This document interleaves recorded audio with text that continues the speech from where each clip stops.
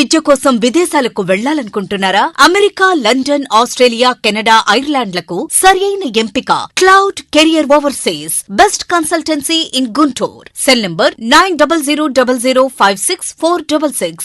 So మరొక అంశం sir, P45 కొత్త ఆంక్షలు, పేరుకే స్వచ్ఛందం. అంటే P4 అనేది ఇందాకట్లాగే డబ్బు కలిగిన వాళ్ళు డబ్బు లేని వాళ్ళని ఆదుకోవాలి అని, కానీ ఎంత ప్రయత్నించినా జరగడం లేదు పెద్దగా.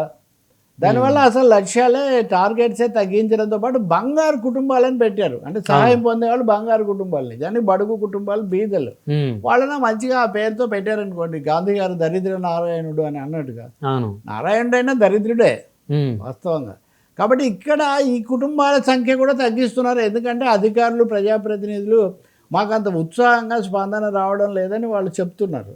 దానివల్ల ఇంకా అధికారికంగా ఆదేశాలు ఇవ్వడం, దాని మీద విమర్శలు వచ్చాక మేము అధికారికంగా స్వచ్ఛందం అంటాం.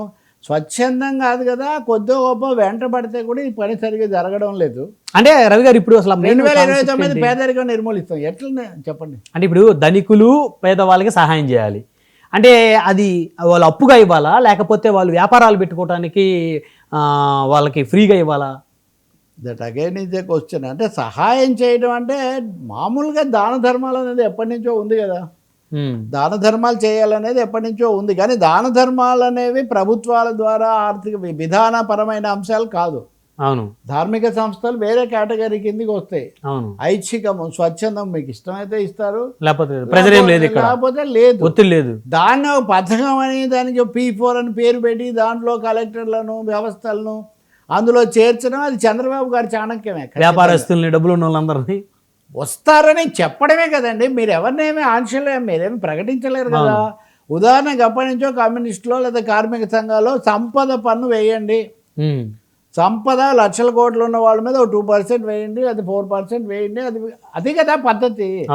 ప్రభుత్వాలు చేయదలుచుకుంటే ప్రత్యక్ష పన్నులు, ఆదాయాలు, కోట్ల ఆదాయాలు ఉన్న వాళ్ళ మీద, అలాగే విండ్ఫాల్ గెయిన్స్ అంటారు, అనుకోకుండా వేల కోట్లు కలిసి వస్తుంటాయి. ఉదాహరణకు పెట్రోల్ ధర పెరిగితే తగ్గితే కొంతమందికి వచ్చేస్తుంటాయి, ఒక డిజైన్ మారితే వస్తుంటాయి.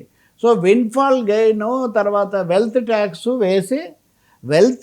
వేసి సంపన్నుల దగ్గర కొంత వసూలు చేసి అది పేదలకు వాడండి ప్రభుత్వ విధానాల ద్వారా అనేది సమస్య. దాన్ని కాస్త వెల్త్ ట్యాక్స్ లేకపోతే విన్ఫాల్ గెయిన్ ట్యాక్స్ దాన్ని పక్కన పెట్టేసి దాన ధర్మాలు బాగా చేయండి అంటే రోజు అందరూ అదే కదా, హరికథల్లో లేదా పురాణ కాలక్షేపంలో లేదా మన ప్రవచనకర్తలు అందరూ చెప్పేది అదే కదా. ఎవరు ఏమాత్రం ఇస్తున్నారు?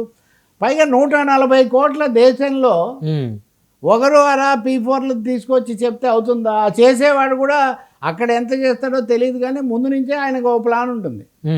గత ఎన్నికలప్పుడు మనం చూసాం, ఉదాహరణకు తెలుగుదేశంలోనే చూసాము, NRIలని వచ్చి ఏదో కొన్ని శిబిరాలు పెట్టి సహాయం చేసి వెంటనే టికెట్ మేమే కొట్టేస్తామంటే మాకు కుదరదని మంత్రులు, మాజీ మంత్రులు మాట్లాడడం కూడా మనం ఇన్సెక్యూరిటీ ఉంటుంది సార్.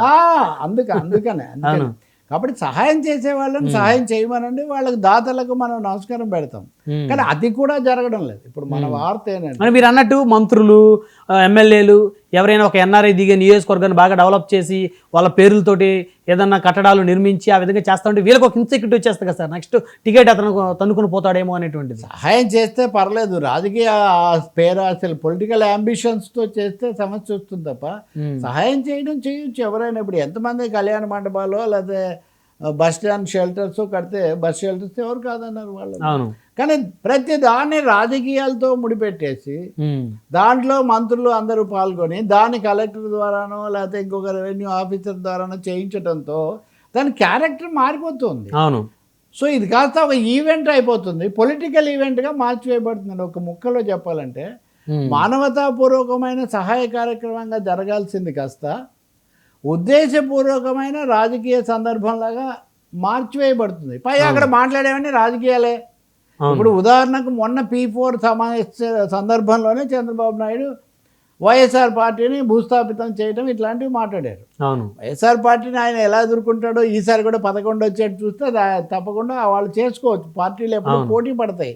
కానీ P4 కార్యక్రమానికి వైఎస్ఆర్ పార్టీకి ఏంటి సంబంధం? అది నాట్ ఓన్లీ నాన్ పొలిటికల్, అది not only non governmental, non governmental activities స్వచ్ఛంద సంస్థలని మనం ఇప్పుడు ఉదాహరణకు మనం చర్చ మనకు రాజకీయాలకి ఈ వేదికకి ఏం సంబంధం లేదు లేదు కదా సార్. అవును. అలాగే ఉండాలి కదా అక్కడ. అవును.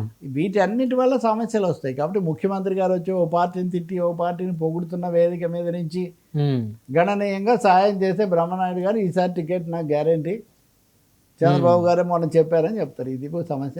అంతకుముందు ఉన్న మంత్రి గారికి మాజీ మంత్రికి ముందే గొడవ, ఏదో కాపాడుకుంటే ఈయన వచ్చాడు ఏంటి. సో ఇప్పుడు అలా 2-3 పేర్లు కూడా నా దృష్టిలో ఉన్నాయి. వాస్తవం అటు వాళ్ళు ఇటు వాళ్ళు కూడా చెప్పేవాళ్ళు, ఏదో వచ్చి అంతా అయిపోయింది అనుకుంటున్నాడు, అది కుదరదని వాళ్ళు అంటారు.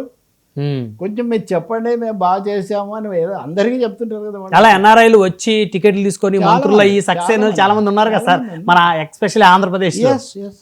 విద్యా సంస్థలకు సంబంధించిన వాళ్ళు కానివ్వండి, లేకపోతే ఆ సాఫ్ట్వేర్ కంపెనీల అధినేతలు కానివ్వండి ఉన్నారు కదా.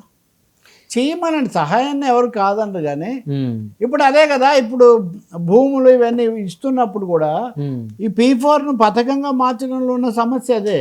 ఇప్పుడు పలానా ఆయన బాగా సాయం చేస్తాడు కాబట్టి ఈ ఏరియా మొత్తం ఆయనకి ఇస్తున్నాము దత్తు అని అంటే దత్తత మీరు ఇవ్వడం మొదలు పెడితే అక్కడ ఏం జరుగుతుందో ఏంటో మీకు తెలియకుండానే అక్కడ మీకు ఒక ఆధిపత్యం, అవును, ఒక ఏరియా ఖచ్చితంగా కంట్రోల్ జరుగుతుంది కదా. అధికారులు అందరూ వస్తారు కదా, ముఖ్యమంత్రులు మంత్రులు మీ చుట్టూ తిరుగుతుంటే. అవును, అదే కదా ఇప్పుడు మనం ఇందాక రకరకాల జిల్లాల్లో ఇప్పుడు మనం చర్చిస్తున్న సమస్యలన్నీ అవే కదా. సో ఇప్పుడు ఇది ఓన్లీ అధికార పార్టీ కూటమి పార్టీకి సంబంధించి వాళ్ళని అభిమానించే వాళ్ళు మాత్రమే కదా సార్ వచ్చేది. వైసీపీని అభిమానించే వాళ్ళు రాని అనుమతిస్తారా అనేది కూడా ప్రశ్నే. ఎందుకంటే వైసీపీ వాళ్ళు లేకపోతే ఇంకో పార్టీ వాళ్ళు వచ్చిన మరుక్షణం మీరు వాళ్ళ మీద విమర్శ చేస్తే ఒప్పుకోరు కదా. అవును, మీరు చేయలేరు కదా. అవును, మరి మీ గురించి మీరు రాజకీయ ప్రచారం చేయనప్పుడు వేరే వాళ్ళని మీరు ఎలా రాణిస్తారా అని. సో ప్రతిదీ రాజకీయం అయిపోతుంది కదా.